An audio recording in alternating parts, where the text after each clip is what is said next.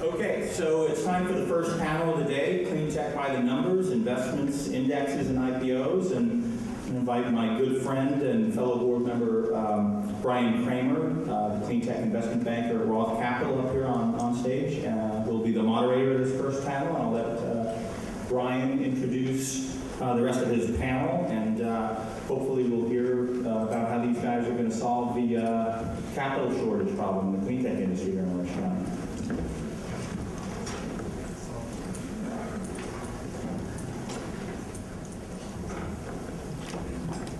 Thanks, Greg. Again, my name is Brian Kremer. I'm an investment banker at ROTH Capital Partners. Investment bank located in Newport Beach. It's been raising capital for small and micro cap companies for well over 20 years now. I joined ROTH around 4 years ago. My background is in energy, and about 6 years ago, I got into CleanTech. 4 years ago, I came to Southern California, joined ROTH to head up their CleanTech investment banking practice.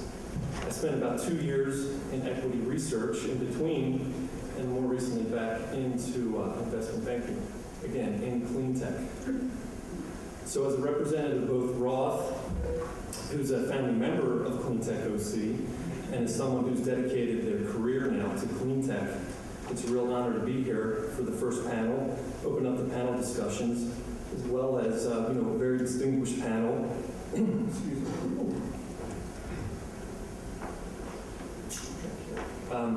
What we have is a panel that really represents the entire value chain of CleanTech investing. Matthew Jenusaitis will kick it off. He's with OCTANE, which really helps businesses who are just getting off the ground with their business plans. From there, we go to Robert Peterman, who's head of business development. David Harris Kolada, who's vice president of sustainable development technology Canada. They've been involved in CleanTech for a number of years, a government organization in Canada that has been investing in early stage companies, really seed capital. That will be followed by Walter Schindler. He's a managing partner with Sale Capital Partners, based here in Orange County in Irvine, really leading the way CleanTech investing for, 5 years at least now. Walter's been heavily involved in the CleanTech industry. And then we'll finish up with Robert Peterman, who's head of business development for CleanTech with the Toronto Stock Exchange. And I'll throw in my two cents where appropriate as someone who's out there every day helping companies, both public and private, looking to raise capital, again, in the CleanTech space. With that, Matthew, if you would kick it off, please. And I'm told there's not a clicker, so if you could just ask and they will move the slides ahead.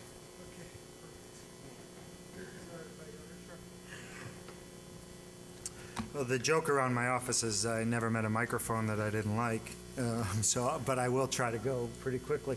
My name is Matthew Jenusaitis. I'm the head of a group called OCTANE. OCTANE, you can go to the next slide. OCTANE is largely an economic development organization focusing on the high-tech industries in Orange County. Our goal is to help startups get off the ground and help create jobs and stimulate the economy in doing that. We really operate in three sectors. We operate in biomedical devices, in information technology, and in clean technology. And these are the three predominant high technology sectors in Orange County. And high technology is particularly important because it has the largest economic multiplier. It has the biggest impact in stimulating the economy of jobs in any sector. And that's one of the reasons why we focus on this high technology sector. So if you could go to the next slide. There's really three key things that I just wanted to point out, and I apologize to the other panel members.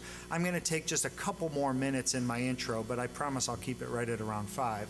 The three key things that I wanted to point out is that CleanTech has really become the third preeminent high technology sector in Orange County, in addition to biomedical devices and information technology. The second thing is the investment in CleanTech is really picking up substantially. It is at this tipping point. There is a window of opportunity that's wide open. And then complementing the increased investment is there's an increased amount of exits in the clean technology. And I'm just going to show a little bit of data on all of those things. And I apologize to Walter because I stole a few things from Sale, but I cleared it with his office beforehand, so they said it was okay. So if you could go to the next slide. Here's the biomedical clusters. So you can see in Los Angeles, San Diego, and Orange County, there are these regional innovation clusters of biomedical technology. The next slide shows information technology. Same type of picture. You know, you've got these regional innovation clusters that are all focused around Orange County, San Diego, and Los Angeles. And if you go to the next slide, you can see the clean technology clusters. And this is a cluster development that's starting to formulate. There's really this inertia that's being created around clean technology in a very positive way, because these things feed on themselves. So if you go to the next slide, if you look at the top 10 major metropolitan areas for clean tech jobs, you can see that 3 of these top 10 are in California. San Francisco Bay Area, San Jose, and Los Angeles, Orange County. More notably than just the fact that these are the big 10 metropolitan areas, take a look at the growth rates between 2003 and 2010. And what you see is one of the key catalysts that will stimulate our economic recovery is right here in the clean technology sector. You roll all those up in the next slide and you go to states that have the biggest technology or clean technology impact. And California, head and shoulders above the rest of the nation.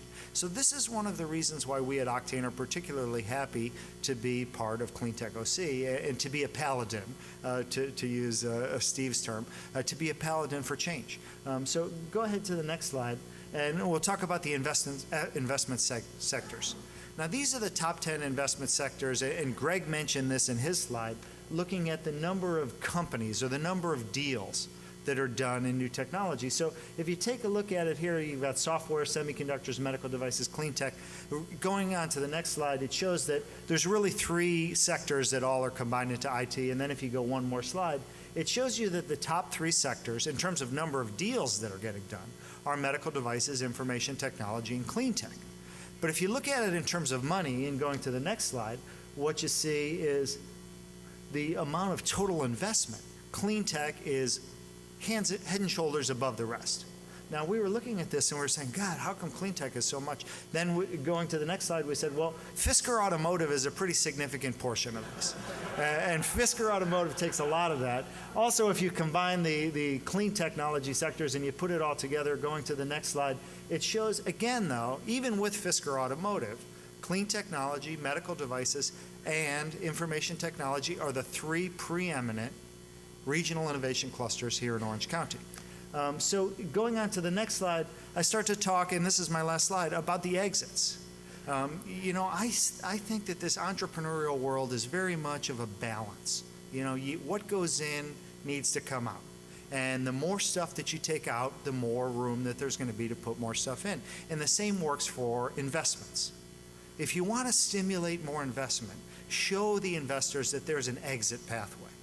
And this is the slide that I got from Walter, and what it shows is the number of IPOs and the number of strategic events in the clean tech sector over the last 5 years, and in particular, what's happening in 2010. And what we saw in 2010 is 80 IPOs around the world with a total value of $17 billion. And if you add on top of that, the strategic events, the M&A events, either little ones and big ones, that happened around the world in 2010, it was another 700 events with an accretive value of $35 billion. So what this says to me is that the exits are there, and the market is ripe for continued development. So, you know, the topic of this session is clean tech by the numbers. The key messages that I want you to take out of this is clean tech is a big sector in Orange County. It's one of the keys to our economic development. There's a lot of investment going on in clean technology, and the exits in clean technology are very prominent, and will continue to have more investment. So I really feel like this is a big sector for continued entrepreneurial activity and the key to our economic recovery. So thanks for letting me go a little bit longer. No, thanks. Thanks, Matthew. Well within your time. Next, David Harris Kolada, again, VP Sustainable Development Technology Canada, to give his perspectives. I've worked with hundreds of companies in clean tech, early stage, so we're really glad to have you here. Thanks. Thank you. Good morning. It's a pleasure to be here and to give you a quick intro to STTC, probably the largest and longest standing clean tech fund you've never heard of. So hopefully we'll change that.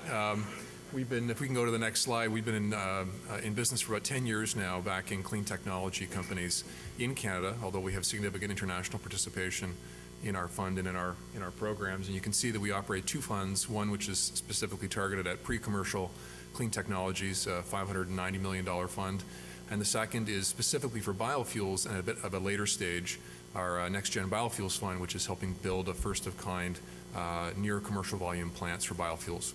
If we can go to the next slide, which has a number of builds, so if you can just keep clicking until the boxes appear. Basically what this is showing is what's known as the Valley of Death, which is a somewhat scary term, but as entrepreneurs, many of you will understand that getting a technology from the lab to the market is not easy. It requires money, it requires customers to help you prove out your technology, and our fund is designed to help bridge that gap. If we can then go forward. And you can see here how the funds break down. We've contributed a significant amount of capital, typically 30% of each project that we fund, and the rest of the capital in those projects comes from other partners. And this is very important because what it helps us do is ensure that the technologies that we're backing are ones that industry finds important because they're putting actual skin in the game, and the companies that come to us looking for funding from us also put some skin in the game. And you can see that of the 70% of the leveraged funding, so-called leveraged funding, most of that comes from industry, from actual users, customers of this technology. We can go to the next slide, please. And you can see here where we've been putting our money over the last 10 years, and this largely reflects the large industrial sectors in our country in Canada.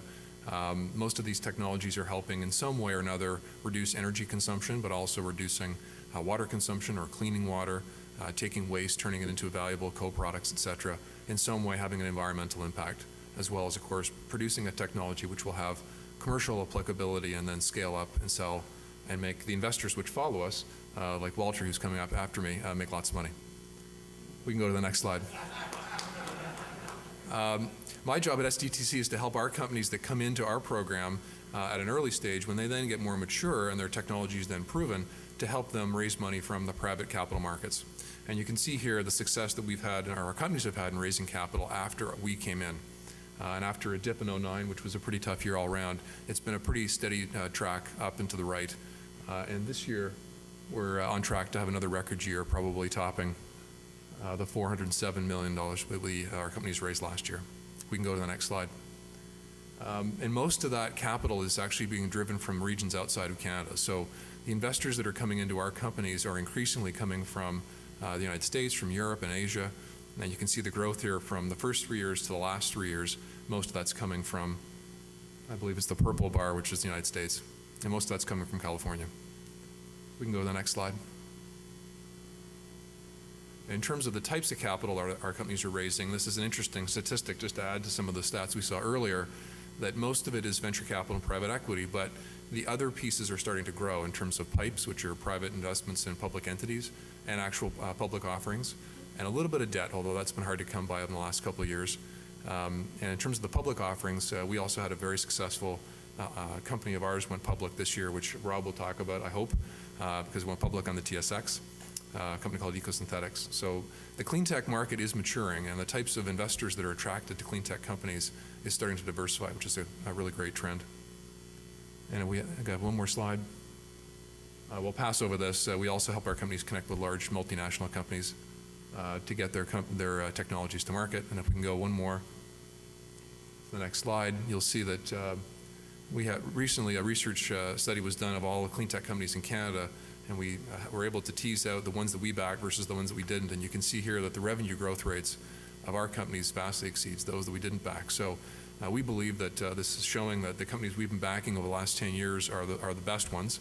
As you can see from the private money that's going into them, and now we're seeing the revenue growth coming on as well. So it's very encouraging. But patient money, which we are, and non-dilutive money is essential to helping these companies get to market. We believe it's an important part of the value chain. Thank you very much. Thanks, David. Up next, as David mentioned, handing the baton to Walter, figuratively and literally, I guess, here. Walter's with Sale Capital Partners. Walter? Thank you very much. I want to acknowledge and thank Steve for his kind remarks, which were unexpected. It's always nice to have a positive, unexpected surprise. I also want to acknowledge, I can see my partner Alan Sellers over here, and I know there are numerous people from Sale in the audience, so we'll have several to talk with you.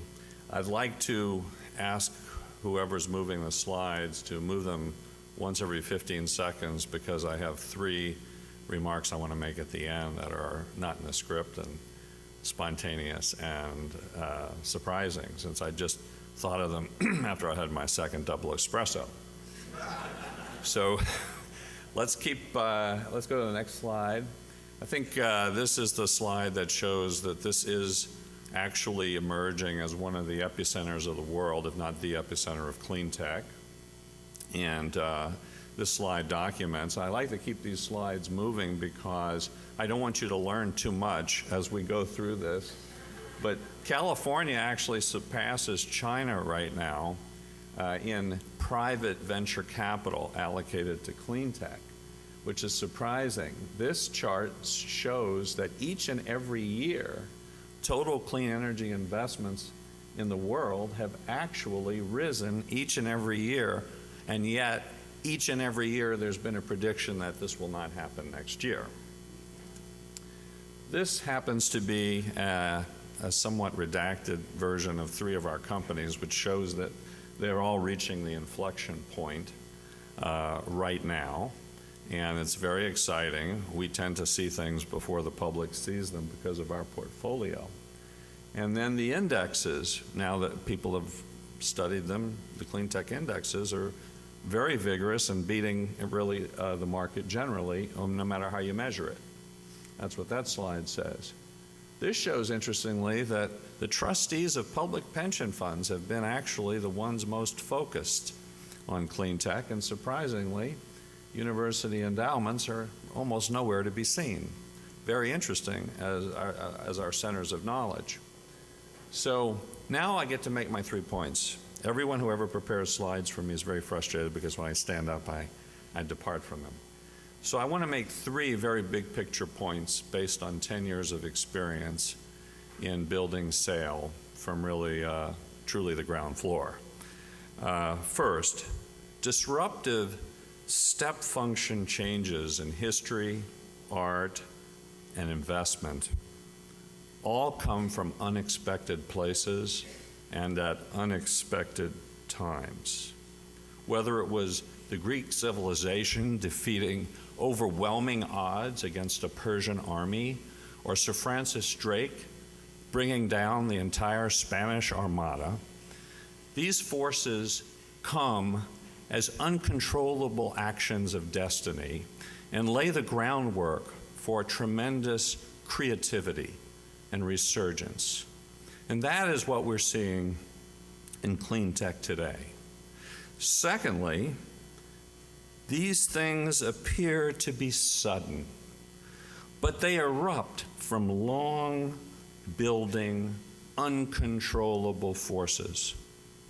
The factors that have caused CleanTech to be where it is have been building for a long time.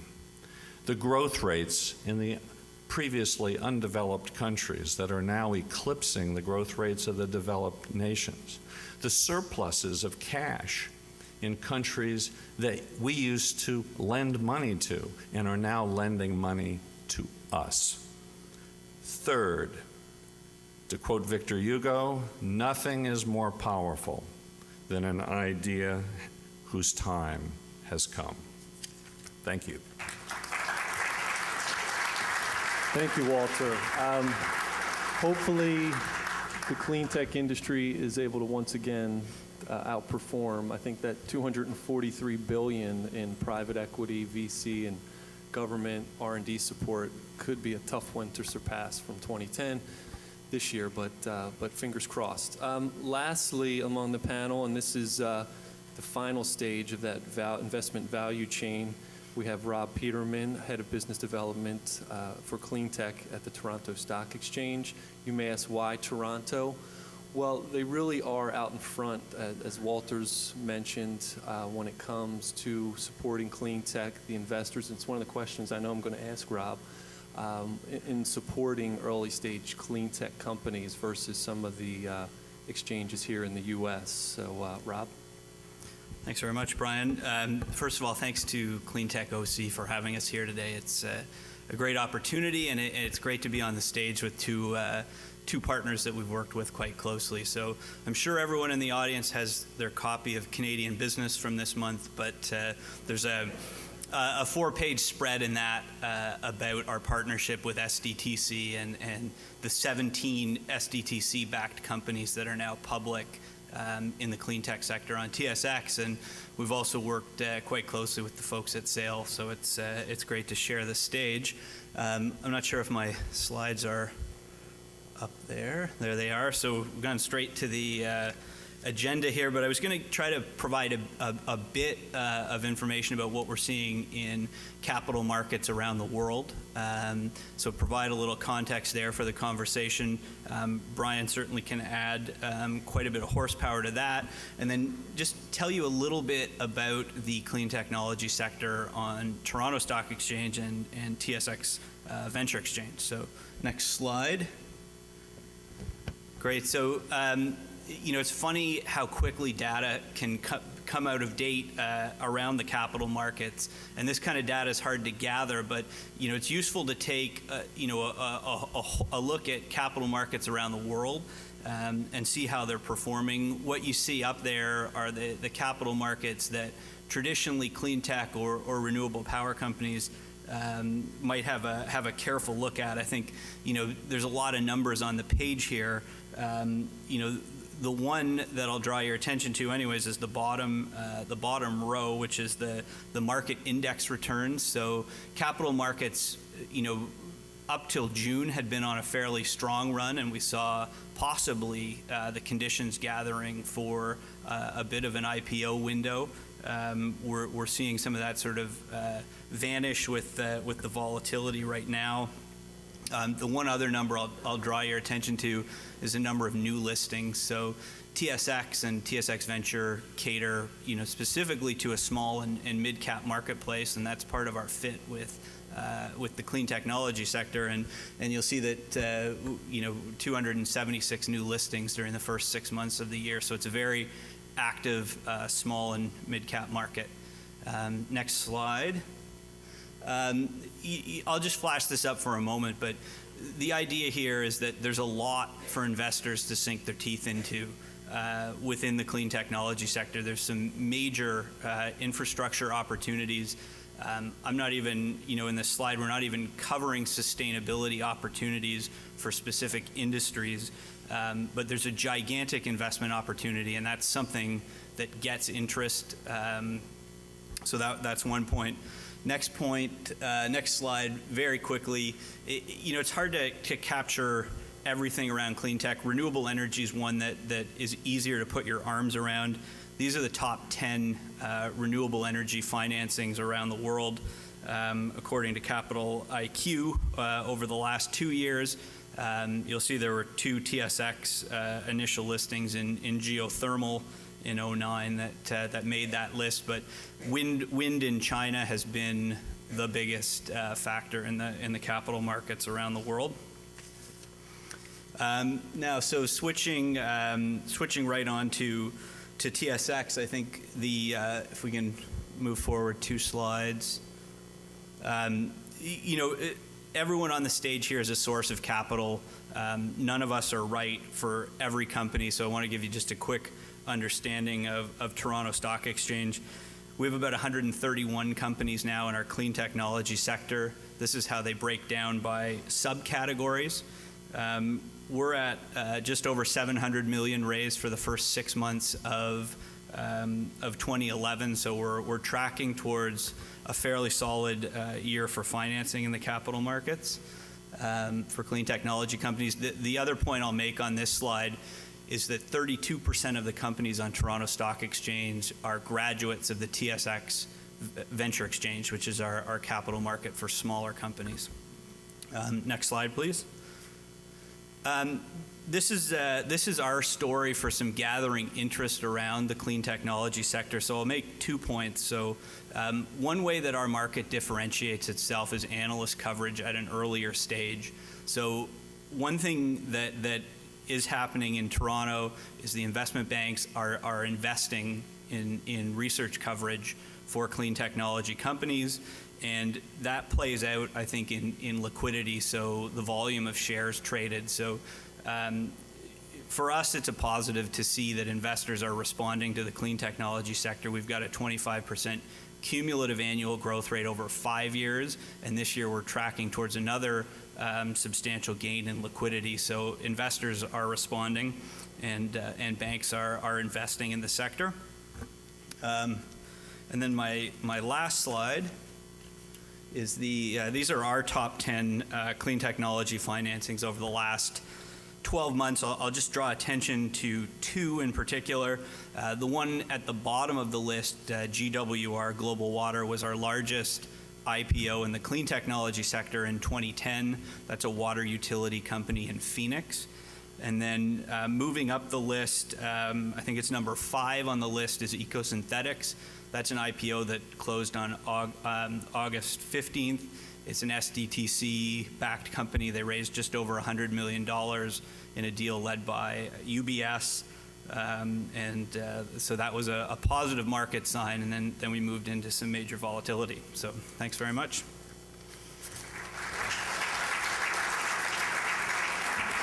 Thanks, Rob. So I know we're a little behind. I think we'll be to catch up a little time, but what I'd like to do is I'll start off with a question or 2 to the group, and then we'd really like to have some participation from the audience. So considering, this group is predominantly some earlier stage companies, I believe, relative to the TSX at this point.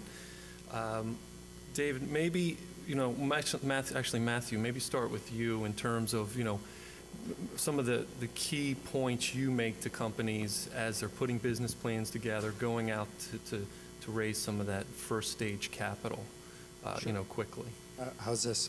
Perfect. Thanks. There's a couple things that I see. I mean, I think first of all, especially in the clean tech sector, one of the pieces of advice that I like to give to folks is keep a broad sense of vision. We got into a discussion last week talking about the importance of government subsidies, and wasn't it true that government subsidies were the things that were keeping clean technology businesses alive? And I was saying, look beyond just the very high technology thing, because there's a lot of low-hanging fruit. I think a perfect example is this company that's here. They're called Veritastore, right? And they took a very simple idea to reduce the amount of paper at a trade show. And it has really profound economic impact. So I think this is a good example of a broad sense of vision where you're not necessarily looking for the most high technology solution, but looking for a very practical solution. I think the second piece of advice that I tend to give to people are the fundamentals. You got to have a good model. You got to have a technology that's proven out. You need to have a reasonable management team, and you need to have a good risk mitigation plan. You need to understand where the pitfalls are, because no business is infallible, and nobody has just kind of perfectly smooth sailing along the way. There's always going to be things that happen, and the guys that have a good understanding of where the risks are the guys that are ultimately successful. And then the last piece of advice I give to people is tenacity. Everybody has a lot of tough road to hoe these days. And, the guys that are successful are the people that stick with it, that deal with adversity, that overcome the obstacles, that shut down a lot of the mediocre companies. But the people that are very tenacious and stay with it, those are the guys that are ultimately successful. Thanks. Great advice. Walter, you... Does that paper reduction technology work for law firms?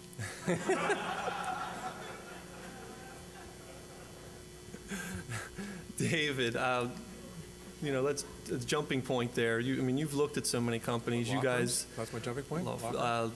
invested in many, and now actually also taking many to that next step. Are there any additional points beyond Matthew's in terms of what makes a difference when you guys choose to invest versus not choosing to invest? Sure. Thanks, Brian. There we go. We're a fairly unique program in that our criteria is basically has two pillars. And the first is the environmental side. As a not-for-profit, and I should point out, by the way, that we are government-funded but not a government entity. So we are independent.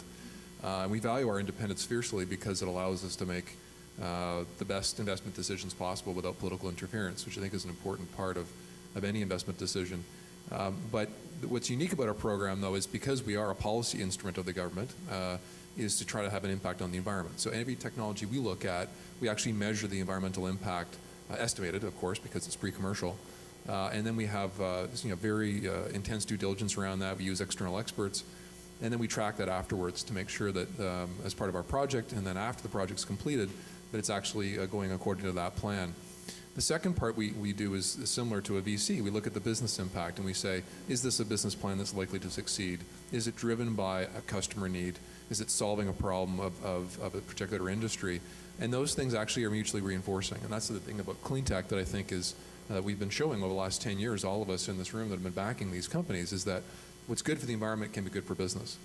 And typically our companies, the way they're doing that is they're actually reducing a cost, or they're taking something which currently is a waste, and they're turning it into something that's valuable that can be sold. And so if you've got a clear market path where the customer buys it because it makes them money, it helps their business, and oh, by the way, it helps the environment, but that's how the customer looks at it, and therefore that's how we look at it in terms of picking companies which have a strong business plan, a strong market opportunity, but also a very clearly delineated and measurable environmental impact, which for us is critical. Great. Walter?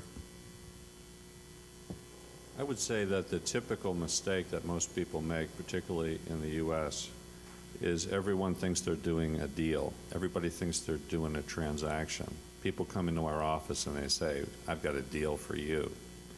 Okay, we don't really like to do deals. We like to build relationships.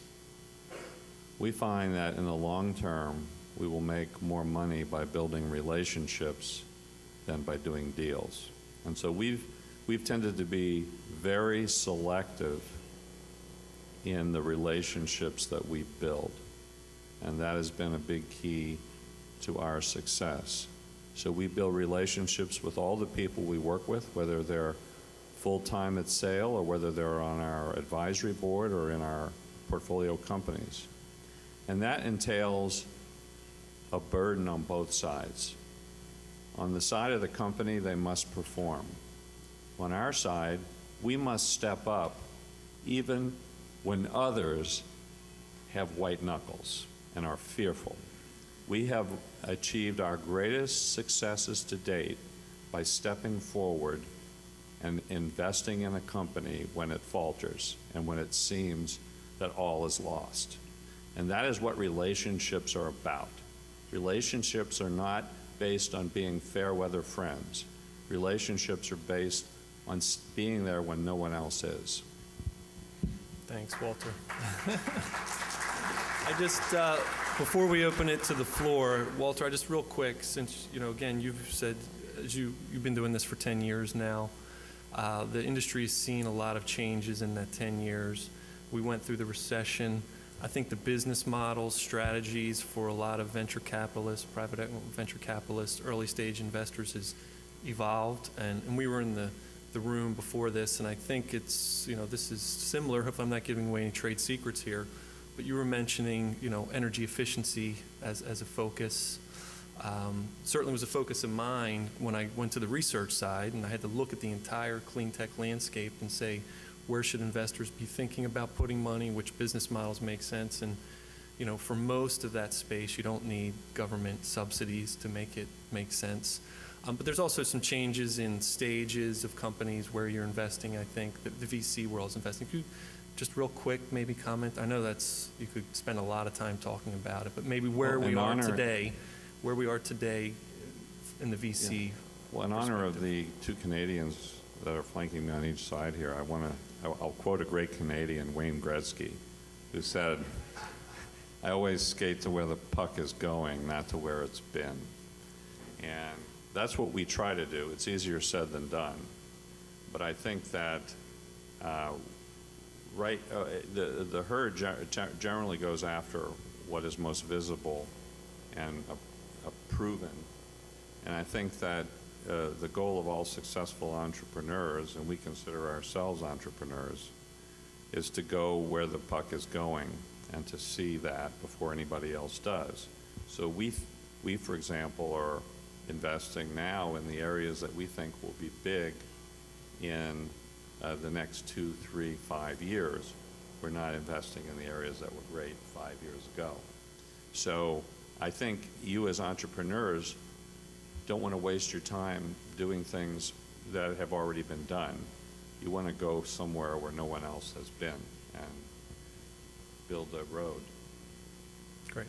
Just to add on that, I think the key thing that drives that is talking to your customers. Because if you want to know what is going to be a great business and how you're going to be successful, don't wait until after you've built your technology and it's working to then say, okay, who wants to buy this? Because that is a recipe for disaster. And in CleanTech, it's particularly important because customers won't buy your technology until they can see that it's working at scale. Unlike IT, where if it doesn't work, your page doesn't load. If CleanTech doesn't work, water isn't drinkable, or a multi-$100 million plant stops working, which costs the customer massive amounts of money. So, in order to overcome those hurdles and go where the puck is going, to use the analogy, I think talking to the customer, understanding their need early on in the development is critical. Okay, with that, I'd love to open it up for some questions. I've got plenty, but please, there's a microphone right behind you. There's 2 in the aisle there. If you just want to maybe go to the microphone if you have a question, and then we can do it that way as well. Maybe if you could introduce yourself and then your question.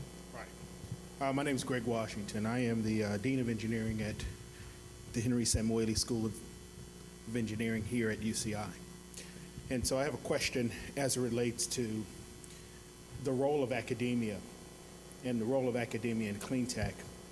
And it basically revolves around what should academic institutions be doing to support and foster CleanTech in this particular area. I noticed from the schedule that as I look throughout the companies and the entities and the institutions that are represented, the one that clearly is missing here from the perspective of a discourse is academia. And so I would like to have a discussion on, or like to hear from you on what should we be doing, both with our students and with our faculty, in order to better position the success of the companies and of the clean tech environment in general here in Orange County. Excellent point, considering that's, I guess, one of the pillars of CleanTech OC is academia. That we do have a little bit of a gap there this year. I think we had some last year represented. I'll open it up. First of all, Dr. Washington, welcome, and congratulations on your appointment.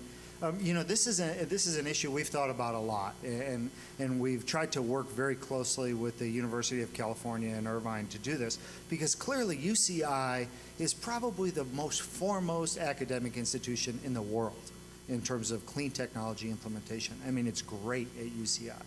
And the UC system simultaneously is struggling because of all the state cutbacks. So, I think Greg Tremarish or Steve Johnson brought it up, but I think they both brought it up in their presentations about this need for collaboration, the need for connecting the academic institutions with the private industries outside, and that facilitates this flow of technology.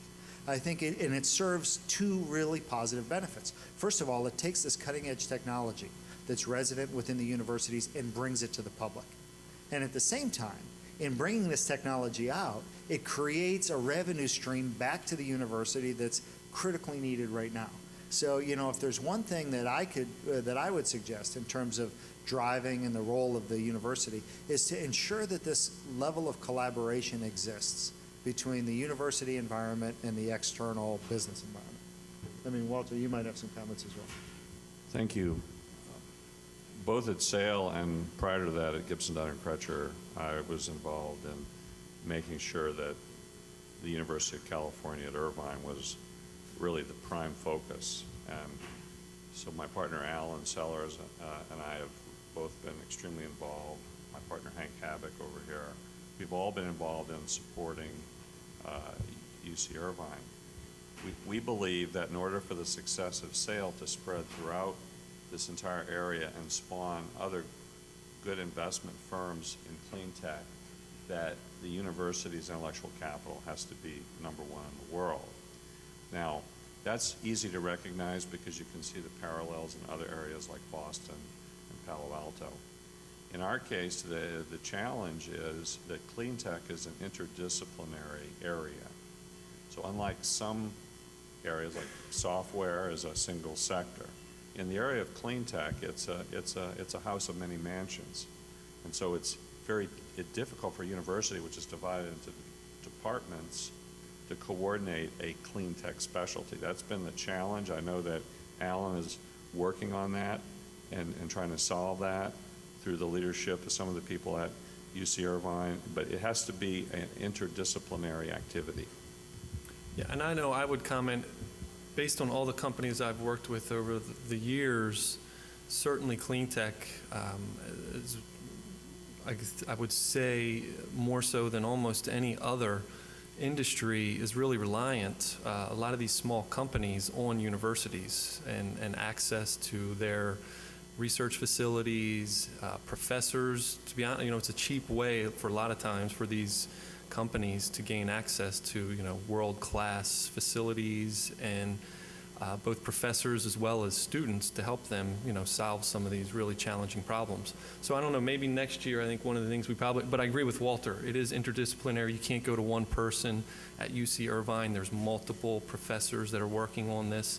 Maybe something we have to do is, really try to highlight, whether through a booth or something that we do, all the different companies, that at UC Irvine and Brandman and these others are Chapman are working with and supporting. I think it's important to do that as CleanTech OC.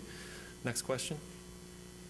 The statistics that were presented earlier, I'm Jim Garner with 2BG Solar. We make machinery for making solar panels. The statistics presented earlier were very impressive in the amount of capital going into clean tech enterprises. However, it was noted that it could be a lot better.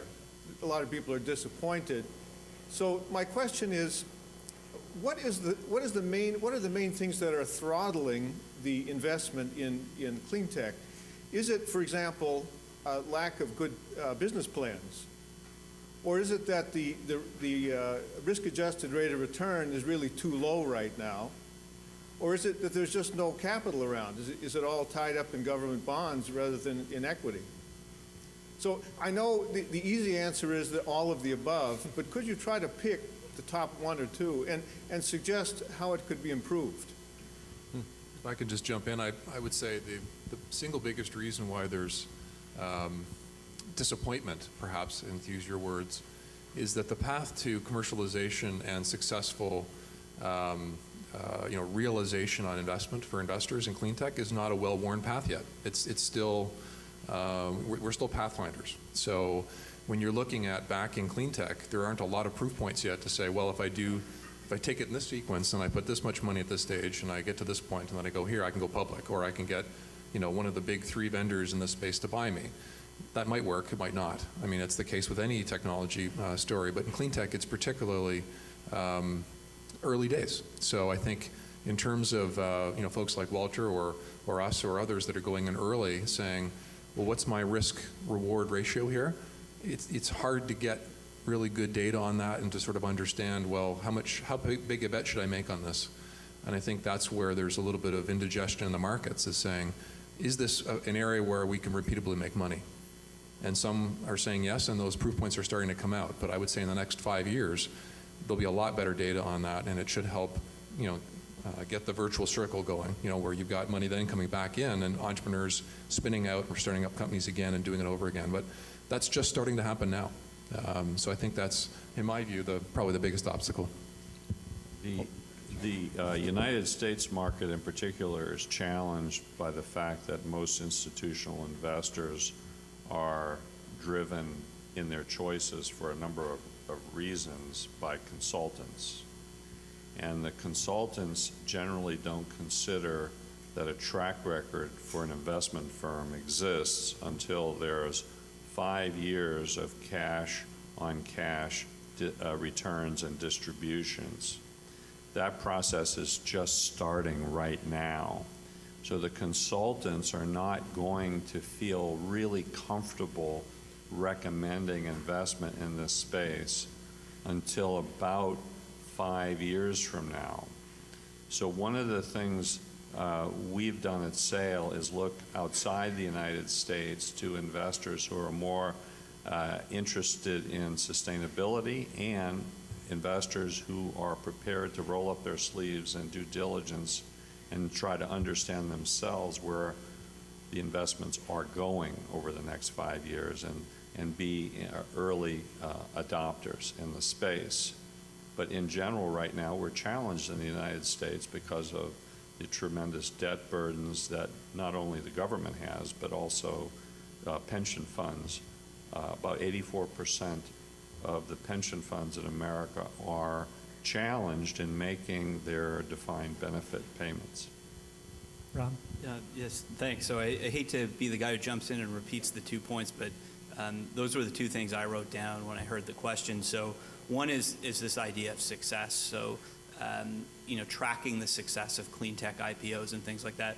One of the things we did last year, and I think it's part of the solution anyways, is we launched the S&P TSX Clean Technology Index. So that's our largest 24 companies, so an index that's tracking the performance of those companies in the capital markets. It's done well, so we're happy about that. But I think those are things that start to answer the question about how do clean tech investments perform, because like David said, it's new ground. We're crossing into new territory. And then the second thing, and this is probably more Canadian context, but engaging pension funds. How do we get the larger investment funds involved in clean tech?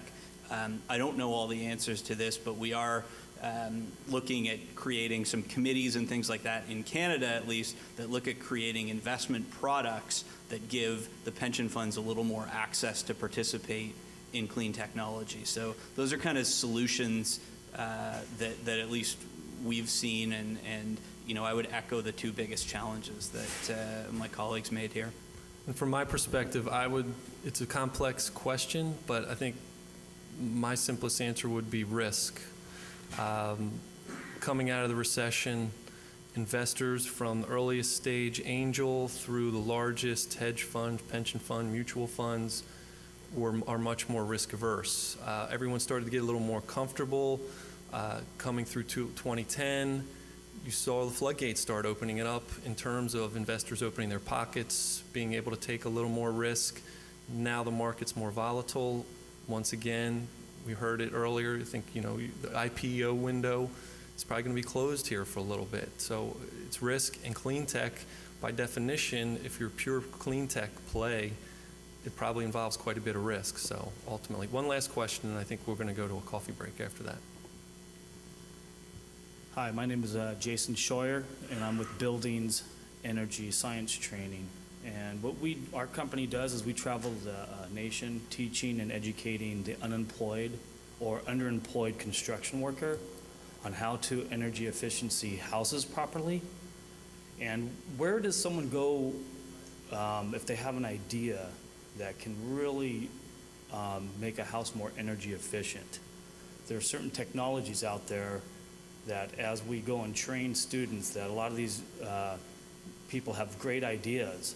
And we've ran into one that can really probably solve a lot of our energy issues in existing and new construction homes that are being built today, that can really not only be something that can be produced across the nation, but probably worldwide. How do we start to get a venture capitalist or somebody involved in something like that? Yeah, I'll take that one, because that's a lot of what we do at OCTANE. We're all about trying to help new businesses get going. And so we have a process that we work with companies trying to help them solidify their business plans and get them from the point of having their idea and their basic business model together to the point where they can be institutionally financed. And we kind of measure our success or failure based on how many companies we can get financed and how much money we can bring into those companies. So we tend to work with all of these guys, trying to figure out ways to bring money from them to companies like yours. So I'd be happy to talk to you more about it, and OCTANE is the name of our organization. So that might be one starting point. You guys might have some other ideas. I was just going to say that it's an interesting question because, you know, the venture industry, and I'm not going to speak for Walter or his colleagues, but is traditionally looking at companies that have IP, intellectual property. And so these kinds of service businesses are essential because if you don't have the ability to deploy these technologies, they're not going to get out there. So it's a vital part of the food chain. But what's interesting, though, and this is sort of bridging to the last topic around risk, is that the VCs that I talk to, because, again, my role is to help our companies raise funding from the VCs and other types of investors, is the VCs in the clean tech field are starting to take a bit of a barbell strategy where they're saying, I'm going to have some really, you know, hairy, risky deals over here that have, you know, the chance of success is going to be fairly low, but the upside is really high if it makes it. And then I'm going to invest in a few service businesses over here or projects where the risk is relatively low and the return is modest. And so the answer may be that you might be surprised at the types of investors that would be interested in funding that kind of a business because of that need to balance the risk on the other side of the equation. All right, thank you. Obviously, please come up and ask us questions. We'll be around throughout the day, and turn it back over to Greg. Thanks, guys. Participating.